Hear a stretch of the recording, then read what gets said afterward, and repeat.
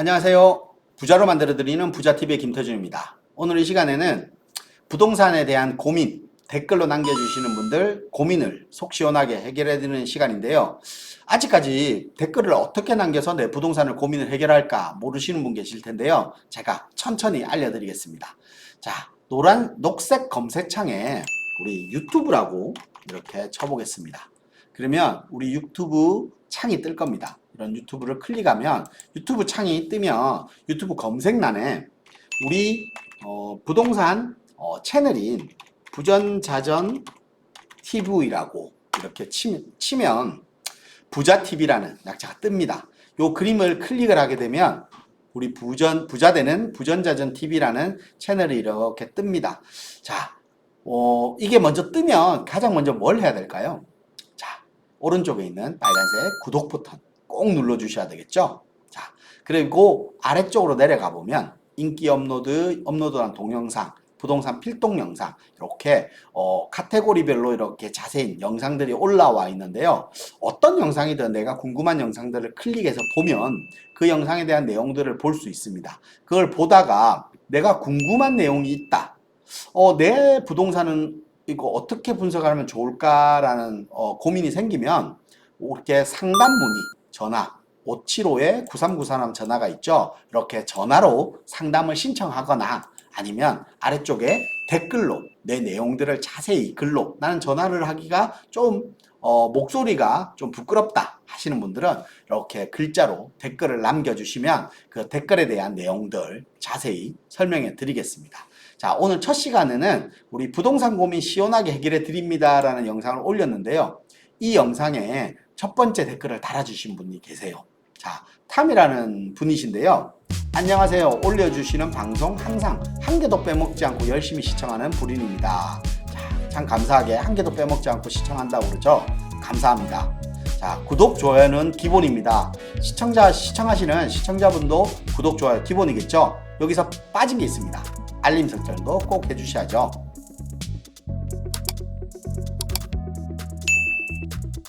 자, 저는 다주택자이고 강서구 가양동에 있는 동신대야 48평 보유 중인데 큰 시세 차익으로 인해서 향후의 실거주를 고민하고 있는데 향후 미래 가치와 재건축 가능성을 어떻게 보시는지 전문가님 의견 전망 궁금합니다 라고 보내주셨습니다.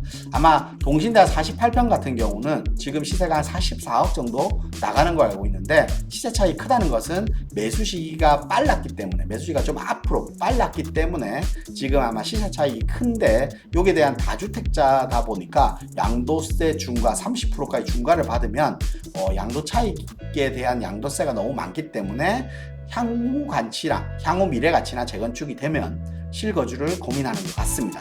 자, 28년차 아파트지만 중대형으로 이루어져 있고 세대당 대지 지분이 20평 정도 보유하고 있기 때문에 일반적으로 강서구는 고도 제한 지역이지만 가양동은 원축 표면 지역이라 들었습니다 라고 보내주셨는데요. 자, 원축 표면 지역 이 얘기는 좀 생소한 표현입니다.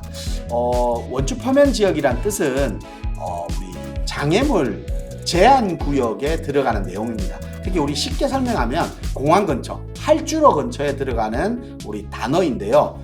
수평 표면 지역이라든지 진입 표면 지역, 원축 표면 지역 이렇게 나눌 수 있는데요. 우리 말 그대로 진입 표면, 활주로에 진입하는 지역, 수평 지역, 그러니까 비행기가 착륙하기 직전에 수평을 맞추는 지역, 그리고 원축 표면, 그 원거리를 보는 지역. 그래서 이렇게 나눌 수 있는데 원축 표면 지역은 그 중에서 규제가 가장 약한 지역, 그러니까 고도 제한이 있는 범위에는 들어가지만 규제에 거의 제일 적용을 덜 받는 지역을 원축 표면 지역이다 이렇게 설명을 합니다. 그래서 이런 원축 표면 지역이다 보니까 고도 제한이 있지만 높이를 좀 더 올릴 수 있지 않냐라는 질문인 것 같습니다. 그리고 마지막으로 스타필드가 들어온다고 하는데 이 부분까지 고려하면 향후 재건축까지 보고 미래 가치 보유하는 게 나은지 궁금합니다 라고 보내주셨는데요.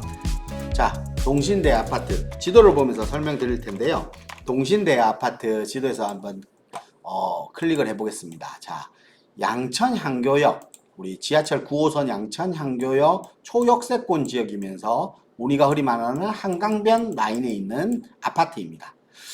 왼쪽 편으로는 마곡지구가 형성되어 있고 아래쪽에는 등촌동 아파트들이 몰려 있고 오른쪽 부분에 아까 얘기를 하던 CJ 바이오 부지, 요 지금 스타필드가 들어간다고 하죠. 신세계가 참여 의사를 밝히면서 스타필드가 들어가고 현대건설에서 이 부지가 코엑스 부지의 2배 정도 크기이다 보니까 상업 복합 업무 시설이 코엑스의 한 2배 정도의 크기에 생길 예정입니다. 그러다 보니까 이 지역의 주변 지역의 사람들과 돈이 몰리는 지역, 그래서 주변 지금 가양동 아파트 지역의 호재로 자리 잡고 있고, 마곡지구의 마이스 복합 산업이 지금 개발 중입니다.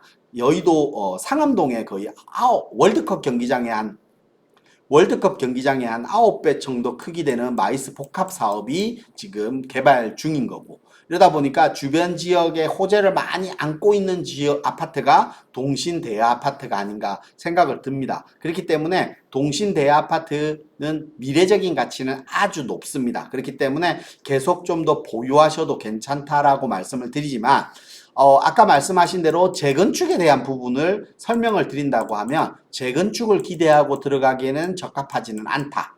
결국은 미래 가치가 주변 지역의 호재로 인해서 미래 가치가 높은 아파트지만 앞으로 시간이 지나면서 리모델링으로 진행될 가능성이 높다. 이렇게 설명을 드리겠습니다. 그 이유는 동신대야 아파트는 평수들이 37평, 48평, 58평으로 이루어진 660세대 정도 되는 단지입니다.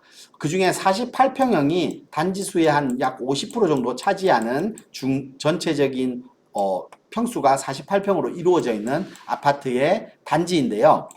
우리 재건축을 하기 위해서는 용적률, 대지 지분, 이런 사업성 부분도 중요하고, 또한 주변 지역의 분양가 부분도 중요합니다. 주변 지역 분양가적인 측면, 아파트 가격적인 측면은 사업성이 있다라고 할 수 있지만, 용적률상 지금 현재 대지 지분상 사업성으로 본다라고 하면 사업성이 높지는 않다. 지금 용적률이 한 220% 정도 나가는 걸로 알고 있는데, 그렇게 되면 용적률상으로는 대지 지분은 적당하지는 않다.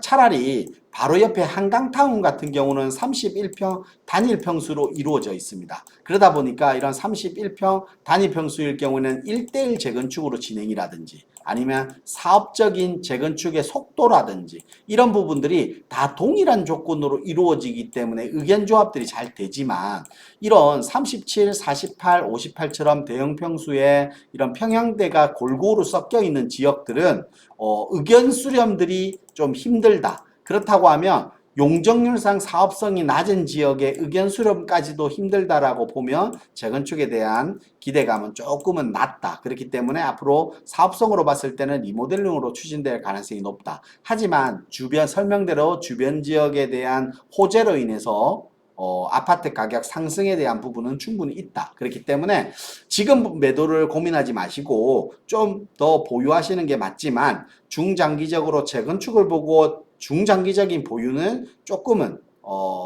맞지 않는 투자 방법이다. 그렇기 때문에 지금보다는 CJ 바이오 부지 착공이 들어가는 부분, 그리고 마이스 복합 개발도 어느 정도 진척되는 부분에 따라서 매도 타이밍을 잡고 빠져나오는 게 좋다. 이렇게 정리해 드리겠습니다.